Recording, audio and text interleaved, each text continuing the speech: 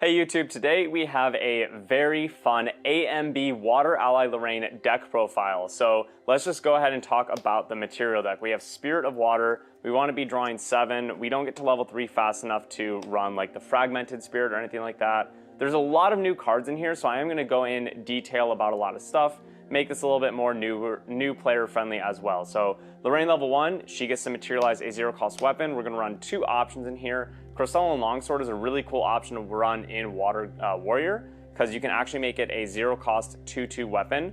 Or you also have this Sword of Seeking in here because True Sight has always been a fantastic option to have. So you're going to choose between one of those 2 swords, and then you can always bring the other one out later if you so choose.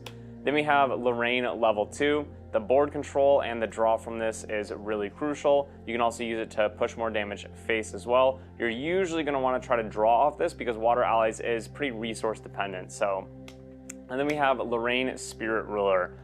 This can be really helpful to get back Drawn Blade after you've taken a while to get up to level 3. You can try to draw an extra card off of it. We don't play any Crux cards, so you're going to level 3 usually to hit them with Scepter of Lumina. So this card, whenever you level up, you deal 4 damage to your opponent, and you can banish it, draw 2 cards and stuff. So that's really the only reason that you want to be leveling up into level 2 and 3, is usually to hit them with Scepter of Lumina. Then we have a new card, Eventide Spirit. This is a pretty cool one. This is also technically one of the options that you can get with Lorraine level 1, but there's literally never a reason to, so that's why I didn't mention it earlier. You're only going to really ever bring this out with the class bonus effect. If your opponent controls 2 or more rested units, which does include their champion, you may activate this card from your material deck. And we also run 8 cards in this list that rest an opponent's unit. So even if they only have 1 rested unit, you can play one of those cards, rest another one of those units, and then free play this out of the material deck. So really, really nice option there. Along with Scepter of Lumina, this is your second card that you can not fast activate. It's a slow activation, but you can cheat outside of your materialization step from your material deck. So this is really nice because you run Fracturize in here, so you can either just bring this out for an extra damage if you don't have a sword, or you can Fracturize this to basically get a +1 out of nowhere. Then we have Drawn Blade. Like I said, just use a floating memory, draw a card, pretty good, and then you get it back with that level 3 Lorraine, so you get an extra draw off it. Backup Charger, we're an allies deck, we want influence, and then you can also get your Power Cell token from this, and then you can Fracturize this token as well, turn it into a mana rock, and then you're plussing again. So a lot of really good ways to use Fracturize in this deck. Then GCR, the card draw is the best Divine Relic for this deck because we care about influence so much. And then Terrafring to keep your allies alive. I'm also going to say that this deck was built for more ally heavy meta. A lot of the main deck and even material deck choices was built for an ally v ally battle in mind. And so that's really, really great if your locals is pretty ally heavy, but just keep that in mind if you want to bring this to an event like Ascent or something. You might want to change up the list and make it a little less ally v ally-esque. So we have 3 dungeon guides. You could definitely run 4. I just really struggled to find the space. I really want to try to run water cards in here because of some synergies that we have with water cards being in our graveyard. And I find myself actually not using Scepter every single game as well. Sometimes you just go into level 1 without going into Scepter, and then you just sit on level 1 for a really long time. So I kind of only liked having 3 dungeon guides in here, but if you are going the Scepter route, it can be really handy to have in hand. Then we have 4 Lurking Assailant. This has been one of the best openers in ally decks ever since FTC came out. Being able to play this on your turn 1 before your opponents even had a turn, and just having a 2/3 body with stealth out there is really, really good. So that's basically why it's in here. It's just a fantastic opener, really strong ally unit. Speaking of really strong ally units and fantastic openers, you also have Gildas. If you're going, again, turn 1 before your opponent, you play down Gildas, you had 7 cards in hand, she's balanced. So even if they try to clear it off with something, you're going to be able to retaliate, hit them back for 4, and at least take a 1-for-1. And if they don't clear it, then you have a really strong unit on board. More openers, we have Lunette. Again, same balance mechanic as Gildas, so this one is going to get +3 health if it's balanced. Pretty hard for them to kill it. It's a 4 health unit if you balance it and all their allies are coming in rested. This is a really, really good card against slimes.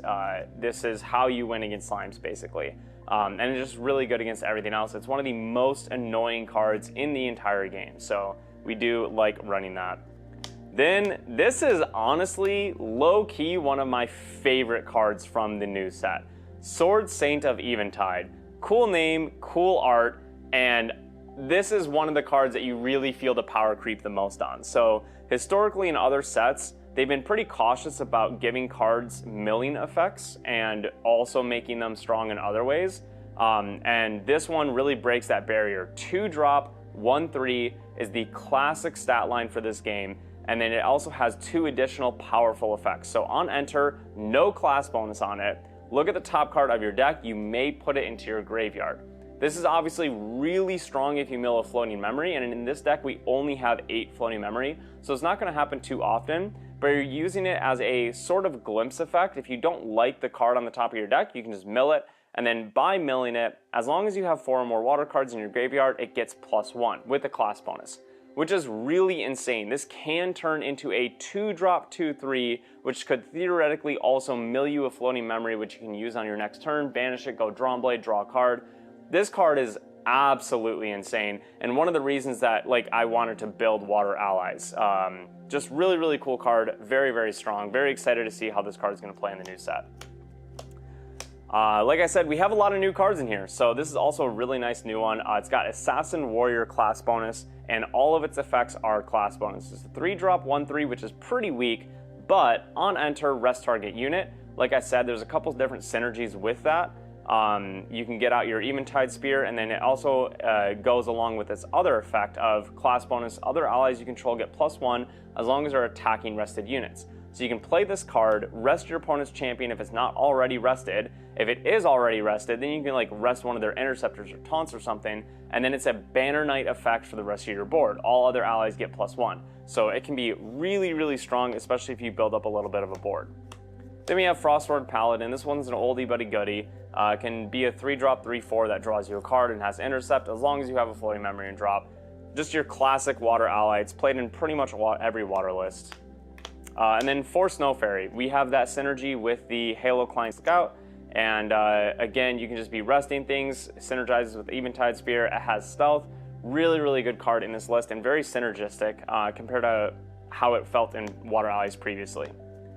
Then we have for Korhazi Trapper. Again, just a pretty basic Water Ally staple.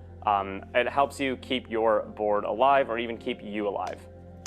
Now we're onto a new card. So this is Inundating Clash, another resting kind of synergistic card. So it's a 2-cost attack with 1 attack, which is pretty weak, but it has 2 class bonus effects. One of them is Floating Memory, which is really nice because it means that you're kind of getting to play this card for free because you can just banish it and get value out of it later. And then its other class bonus effect is on attack. If the attacker is attacking a rested unit, Inundating Clash gets +3. So now it becomes a 2-drop 4 attack, which is almost unheard of. It's a very, very strong stat line with floating memory. So again, doing Halo Klein's Scout and resting your opponent's champion, then following it up with something like Inundating Clash. You're barely losing any cards from hand, you're pushing a lot of damage, it can get out of hand pretty fast. This is also really, really great for ally trades. You know, previously, Ally List used to run Seeking Shot, which was a 1-drop 4 attack as long as it was attacking a human ally. Most allies that you're going to attack are going to be rested, so this being a 2-drop 4 attack that is floating memory as well is absolutely insane in the ally v ally matchups. Then we have for Fracturize. I've already talked about this card a lot. You have multiple ways to use this with your own material deck to gain a +1 value engine. But you can also be used in a myriad of different ways. Getting rid of your opponent's item or weapon that they're trying to build around is really, really good sometimes. So very, very fantastic card in the list. Then we have another new card, Glacial Evocation. This one, I know some of my teammates actually don't like it as much. I'm a really big fan. Again, this is definitely built for a more ally v ally matchup. If you're not playing against allies, this card's gonna feel pretty dead. However, Water Allies used to run Freezing Hail mainly to help in ally v ally matchups. Freezing Hail had the option to go face as well and stop that kind of stuff, so definitely had a little bit more versatility, but this card hitting 3 damage if the ally is rested is massive. The 2 versus 3 health mark is a really big mark in this game. So Freezing Hail only doing 2 damage wasn't able to clear off a lot of allies. This can clear off pretty much anything. So being able to play this at fast speed is just nuts. I really do like this card. Then we have another really cool new Water Warrior card. So this is Intervention, 3 cost fast speed, class bonus warrior. When paying for this card's reserve cost, you may rest your champion to pay for 2 of that cost. So this can become, oh, and its effect is prevent the next 4 damage that would be dealt to a target unit this turn.